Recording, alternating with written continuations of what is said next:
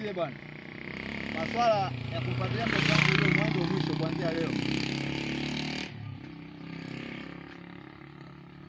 Kwamba mimi natembea na mwanao ni nani? Alafu hata kama nikiwa natembea naye mzee, yule ni halali yangu mimi.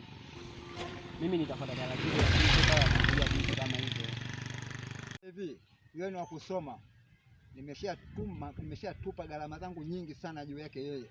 Na ninategemea baadaye na maisha yake yeye. Sasa yeye unapokuja kunivurugia mtoto wangu, mimi sitakuelewa. Kama unataka unipangie majukumu ya mtoto wangu.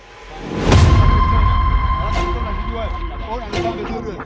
Huyu kama ndo kamanda. Mimi nakuambia tena. Mpaka kuja kushikana matai. Mimi ni kijana wako. Kama mbona zamani mimi kama nimekukwaza, lakini sina niomba na binti yako.